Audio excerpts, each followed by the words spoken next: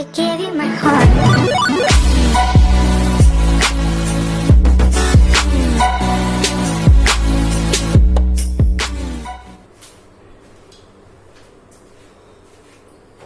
So guys welcome you in the channel alpha beta talks. आज हम बात करने वाले हैं वेक्टर्स की।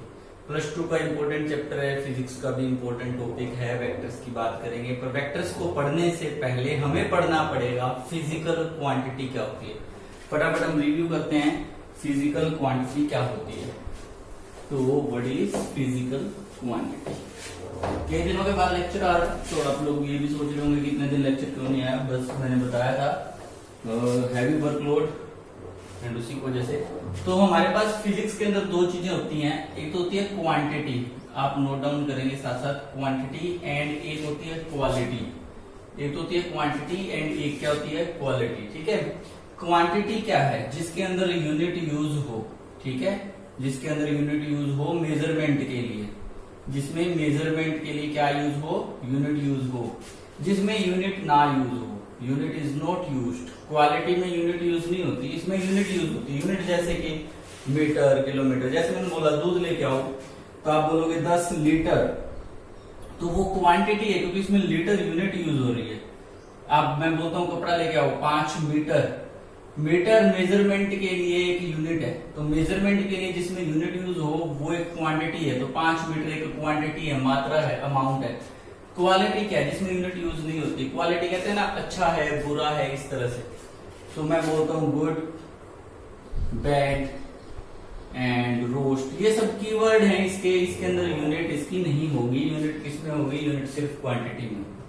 ठीक है, अब हमने पढ़ लिया क्वांटिटी के टाइप। ठीक, तो क्वांटिटी हम बेसिकली यहाँ पे जो क्वांटिटी डिस्कस करने वाले हैं वो क्वांटिटी है फिजिकल क्वांटिटी। फिजिकल क्वांटिटी का मतलब जो रियली एग्जिस्ट करती है, फिजिकल क्वांटिटी। ठीक है, जो फिजिकल यानी कि जो अपना शरीर है या किसी भी बॉडी है, कोई भी ऑब्जेक्ट है, उसको मेजर करने के काम आती है। ऐसी कोई भी क्वांटिटी जो किसी भी ऑब्जेक्ट की फिजिक को मेजर करती है, उसकी लेंथ, उसकी ब्रेड्थ, उसकी डिस्टेंस, जो मर्जी, जो फिजिक को मेजरमेंट करती है। ठीक है, तो फिजिकल क्वांटिटी क्या है? The quantity used for physical measurement, जो किसके लिए यूज हो रही है? फिजिकल मेजरमेंट के लिए। सिंपल डेफिनेशन है physical measurement. For example length of road, length of road, length of road यानी कि रोड की लंबाई, जैसे मैंने बोल दिया इज 50 किलोमीटर। तो ये फिजिकल मेजरमेंट है, लेंथ मापी गई है। तो ऐसे फिजिकल मेजरमेंट के लिए बोलते हैं फिजिकल क्वांटिटी। ठीक है, जो फिजिकल मेजरमेंट के काम आती है। ऐसी कोई भी क्वांटिटी, कोई भी मात्रा जो फिजिकल मेजरमेंट कर रही है वो फिजिकल क्वांटिटी। जो इंटरनल मेजरमेंट करती है वो केमिकल क्वांटिटी होती है। जैसे किसी के अंदर क्या क्या लगा हुआ है, एक एटम की रेडियस कितनी है, तो वो केमिकल, वो केमिस्ट्री के अंदर आ जाता है। फिजिकल क्वांटिटी के दो टाइप रहते हैं।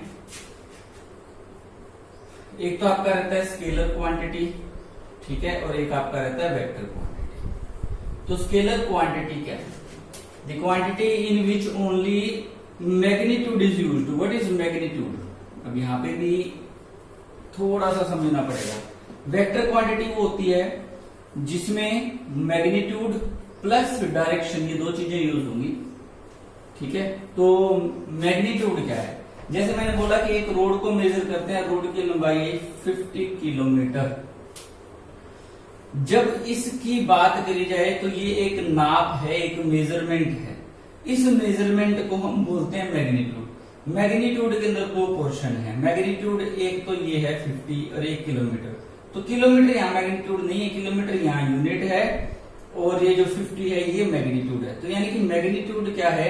जो भी क्वांटिटी आपको दे रखी है उसमें यूनिट के साथ जो भी न्यूमेरिक वैल्यू है उसे आप बोलते हैं मैग्नीट्यूड। जैसे 10 लीटर, 10 लीटर में लीटर तो क्या है? यूनिट है, और 10 क्या है? 10 यहाँ पे मैग्नीट्यूड है। ओके, तो स्केलर क्वांटिटी क्या है? जिसमें सिर्फ और सिर्फ मैग्नीट्यूड की बात की जाए, डायरेक्शन की बात नहीं की जाए।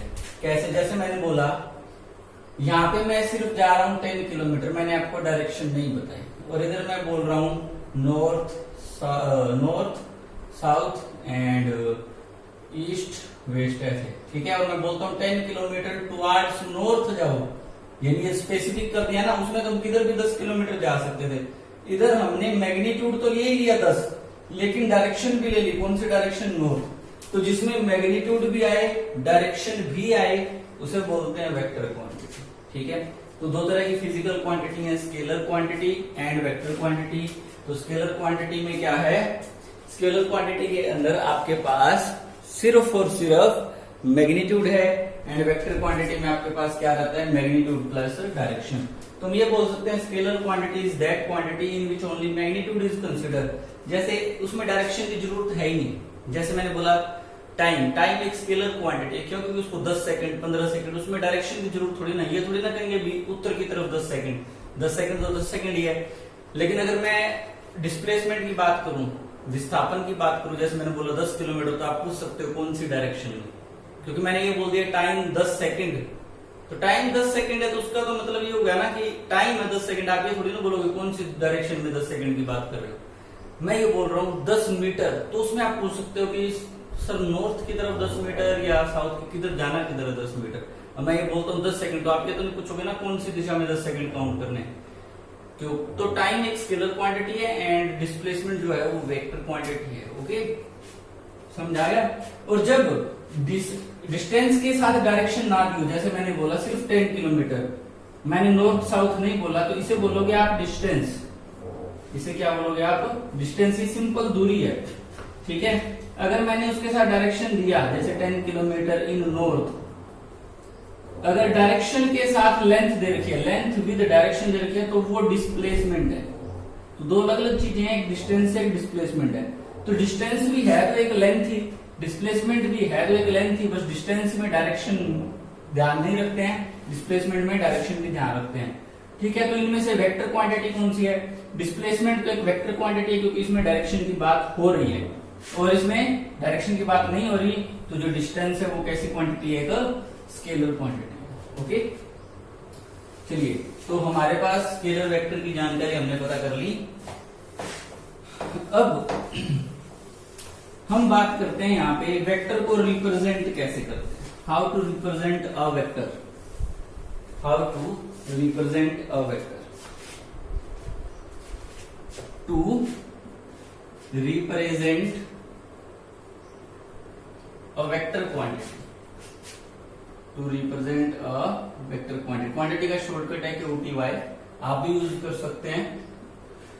अगर वेक्टर क्वांटिटी को यूज करना है तो लेट मान लेते हैं, let R is a vector. R क्या है? एक वेक्टर है। Then it is written as, तो इसको कुछ ऐसे लिखेंगे, R के ऊपर एरो। ठीक है, ये हो गया, इसको बोलना ऐसे है R वेक्टर। तो ये R वेक्टर लिखने का तरीका है। अगर आप R के ऊपर एरो नहीं लगाते हो तो इसका मतलब ये स्केलर क्वांटिटी है। सिंपल सा डिफरेंस बता दिया मैंने। यानी वेक्टर को लिखना है तो वेक्टर के ऊपर आपको एक एरो लगाना पड़ेगा। जो भी चीज आप वेक्टर बताना चाहते हैं कि ये वेक्टर है, तो उसके ऊपर आपको क्या लिखना पड़ेगा? एरो। तो ये जो R वेक्टर है ये बराबर होता है, ध्यान से सुनना, किस किसके? एक तो उसके मैग्नीट्यूड के, यानी उसमें क्या चाहिए होता है? उसकी मैग्नीट्यूड। तो ये जो मैंने लिखा है ना R वेक्टर का मोड, ये है एक्चुअल में मैग ऑफ R, यानी कि R का मैग्नीट्यूड, जो भी वेक्टर है उसका मैग्नीट्यूड। उसके मैग्नीट्यूड के साथ क्या चाहिए होती है? डायरेक्शन। डायरेक्शन को लिखते हैं R कैप से। ठीक है, तो ये R कैप क्या है? ये डायरेक्शन है। किसकी डायरेक्शन है? Of R vector.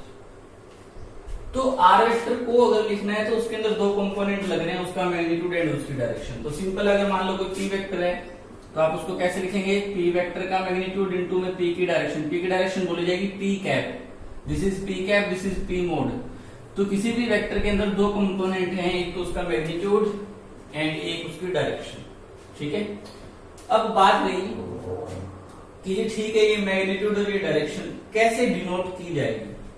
देखो, हमारे पास तीन तो यूनिवर्सल डायरेक्शन है, यूनिट डायरेक्शन भी हैं, एक्स एक्सिस, वाई एक्सिस और जेड एक्सिस। अगर कोई एक्स एक्सिस की दिशा में बढ़ रहा है, अगर कोई एक्स एक्सिस की डायरेक्शन में है, तो उसकी डायरेक्शन हम आई कैप से दिखाते हैं। अगर कोई वाई की डायरेक्शन में मूव कर रहा है तो हम उसकी डायरेक्शन जे कैप से दिखाते हैं। अगर कोई जेड की डायरेक्शन में मूव कर रहा है तो उसकी डायरेक्शन के कैप दिखाते हैं। फॉर एग्जाम्पल मान लो R is a vector in direction of X axis, direction of X axis की, किस एक्सिस की डायरेक्शन में वो एक्स एक्सिस की, तो आर वेक्टर को कैसे लिखा जाएगा, R vector is equal to R का मैग्नीट्यूड इनटू में आर की डायरेक्शन, लेकिन आर किस डायरेक्शन में, एक्स की डायरेक्शन में, एक्स की डायरेक्शन में हम डायरेक्शन को किससे लिखते हैं, आई कैप से। ठीक है, ये जनरल है, एक्स की डायरेक्शन में होगा तो आई कैप से, वाई की डायरेक्शन में होगा तो जे कैप से, और जेड की डायरेक्शन में होगा तो किससे बोल लिखेंगे, के कैप से। और इन्हें बोलते हैं ऑर्थोगोनल डायरेक्शनल कंपोनेंट। आई जे के को क्या बोलते हैं, ऑर्थोगोनल डायरेक्शनल कंपोनेंट। ऑर्थोगोनल इसलिए क्योंकि ये आपस में परपेंडिकुलर होते हैं, आई और जे आपस में परपेंडिकुलर है, जे और के आपस में है, के एंड आई भी आपस में है, तो तीनों म्यूचुअली परपेंडिकुलर है और ये डायरेक्शन को बताते हैं, तो इसलिए हम बोलते हैं ऑर्थोगोनल डायरेक्शनल कंपोनेंट। और कई बुक्स में इसका नाम मिलता है principal orthogonal directional component. Principal इसलिए क्योंकि ये प्रिंसिपल एक्सिस के लिए होते हैं, एक्स वाई जेड अपनी प्रिंसिपल एक्सिस होती है इसलिए, तो प्रिंसिपल ऑर्थोगोनल डायरेक्शनल कंपोनेंट। तो किसी भी वेक्टर को कैसे रिप्रेजेंट करते हैं, अगर आर को वेक्टर है तो उसके ऊपर एरो लगाएंगे और उसको किसके इक्विवेलेंट करेंगे, उसका मैग्नीट्यूड इनटू में उसकी डायरेक्शन। ठीक है, अब हम बात करते हैं टाइप्स ऑफ वेक्टर की। टाइप्स ऑफ वेक्टर, जितना भी बोला जा रहा है सबके नोट्स बनने चाहिए, लिखा नहीं गया लेकिन अगर बोला गया है फिर भी नोट्स बनने चाहिए, फिर मजा आएगा। चलिए अब हम करते हैं टाइप्स ऑफ वेक्टर। दो टाइप कर रहे हैं इसमें, टाइप्स। तो पहला अपना टाइप रहेगा जीरो वेक्टर, ठीक है, और दूसरा अपना टाइप रहेगा यूनिट वेक्टर। ओके, तो zero vector, the vector which has zero magnitude, जिसका कितना मैग्नीट्यूड हो, जीरो मैग्नीट्यूड हो, एंड डायरेक्शन इज एनी, यहां देखने वाली बात है, एंड डायरेक्शन इज एनी। कोई पूछे जीरो वेक्टर की डायरेक्शन कितनी होती है, तो डायरेक्शन उसकी कुछ भी हो सकती है। क्यों, क्योंकि मैग्नीट्यूड जीरो है। देखो मैंने बोला इसको ओ वेक्टर से लिखते हैं, so O vector is a vector having zero magnitude, zero into में डायरेक्शन, डायरेक्शन को मैंने कुछ भी लिख दिया, डी कैप से लिख दिया, डायरेक्शन, डायरेक्शन कैप। ठीक है, डायरेक्शन कोई कुछ भी क्यों हो, जैसे मैंने बोला कि आपने सामने जाना है लेकिन 0 मीटर जाना है, फिर मैं कहता हूं इधर जाना है 0 मीटर जाना है, इधर जाना है 0 मीटर जाना है, इधर जाना है 0 मीटर जाना है। 0 मीटर का मतलब तो मैंने चलना ही नहीं, यानी आई एम ऑलरेडी, मैं वहीं का वहीं पहुंच चुका हूं। जब ऐसा हो गया तो हमारे पास जीरो वेक्टर बन गया, क्योंकि मैग्नीट्यूड कितना बचा कवर करने के लिए, मैग्नीट्यूड बचा 0, और जब मैग्नीट्यूड 0 बचा हो तो डायरेक्शन पे कोई फर्क पड़ता है, सिर्फ इतना फर्क पड़ता है कि रोटेशन हो जाएगी। मान लो अगर आपका पहले मुंह नॉर्थ की तरफ है, फिर आपको बोलता है 0 मीटर टुवर्ड्स साउथ, तो पोजीशन चेंज हुई लेकिन आपकी डायरेक्शन वैसे चेंज होगी। लेकिन क्योंकि आपको मूव नहीं करना है तो डायरेक्शन से सिर्फ रोटेशन पे फर्क पड़ेगा और कोई फर्क नहीं पड़ेगा। ठीक है, अगर मैं आपको ये बोल देता कि 2 मीटर है, ठीक है, जीरो वेक्टर नहीं है, 2 मीटर वाला वेक्टर है, और मैं बोलता कि 2 मीटर है, अब डायरेक्शन से फर्क पड़ता है। पहले 2 मीटर अगर आप नॉर्थ में जा रहे थे तो 2 मीटर आपको इधर जाना है, तो ऐसा उल्टा हो जाता है ना। ओके, अब यूनिट वेक्टर क्या है, यूनिट वेक्टर भी इसी तरह से, जीरो वेक्टर समझ आ गया। जीरो वेक्टर क्या होता है, ऐसा वेक्टर जिसका मैग्नीट्यूड कितना हो, 0 हो। ठीक है, ओ वेक्टर से लिखते हैं इसको। Unit vector, it is the vector in which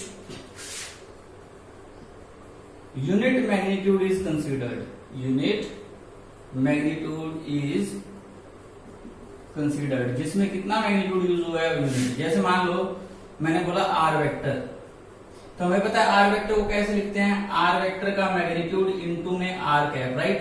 पर आर वेक्टर की जगह if R is unit vector, अगर आर वेक्टर कैसा वेक्टर है, यूनिट वेक्टर, तो जो आर का मैग्नीट्यूड है वो कितना होगा, वो 1 होगा। यूनिट का मतलब कितना है, 1, तो इसमें 1 पुट करते हैं तो आर वेक्टर किसके इक्वल आ जाएगा, 1 इंटू आर कैप, यानी कि आर वेक्टर किसके इक्वल आ जाएगा, आर कैप के। यानी कि अगर कोई वेक्टर यूनिट वेक्टर है तो सिर्फ और सिर्फ वो किसके इक्वल आएगा, डायरेक्शन कंपोनेंट के। यानी हम बोल सकते हैं डायरेक्शन कंपोनेंट ही किसी वेक्टर के लिए यूनिट वेक्टर होता है।